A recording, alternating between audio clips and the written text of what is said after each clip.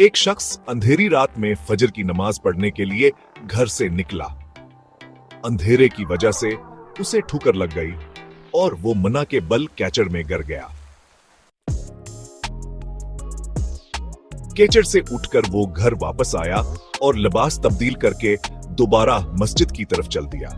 अभी चंद कदम ही चला था कि दोबारा उसे ठोकर लगी और वो दोबारा कीचड़ में गिर गया।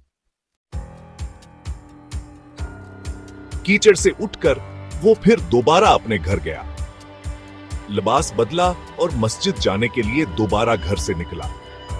जैसे ही वो अपने घर से बाहर निकला तो इसके दरवाजे पर इसे एक शख्स मिला जो अपने हाथ में रोशन चिराग थामे हुए था। चिराग वाला शख्स चुपचाप नमाजी के आगे मस्जिद की तरफ चल दिया। इस मर्तबा चिराग की रोशनी में नमाजी को मस्जिद पहुंचने में किसी दुश्वारी का सामना नहीं करना पड़ा। वो खैरियत से मस्जिद पहुंच गया। मस्जिद के दरवाजे पर पहुंचकर चिराग वाला शख्स रख गया। नमाजी इसे छोड़कर मस्जिद दाखिल हो गया और नमाज अदा करने लगा। नमाज से फारिग होकर वो मस्जिद के बाहर आया तो वो चिराग वाला शख्स इसका इंतजार कर रहा था।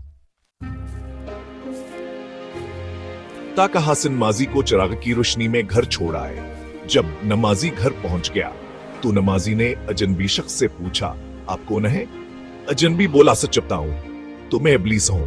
नमाजी की तो हैरत क्या नतहा न रही। असाजनबी की यह बात सुनकर नमाजी सोचने लगा, अबलीसी शैतान की से मुझे मस्जिद तक छोड़ सकता है, उसका काम लोगों को बहकाना है।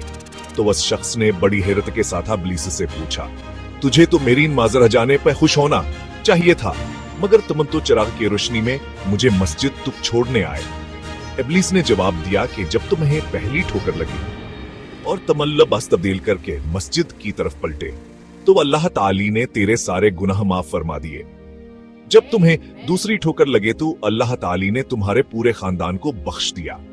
जिस पर मुझे फिक्र हुई था, अगर अब तुम्हें ठोकर लगी तो अल्लाह ताला कहें तुम्हारे इस अमल की बदौलत तुम्हारे सारे गांव के मग़फ़ रतन फरमा दे।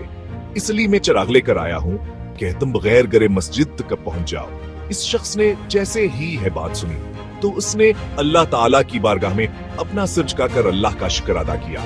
तो दोस्तों, यह है हमारे रब की शान, सुभान अल्लाह।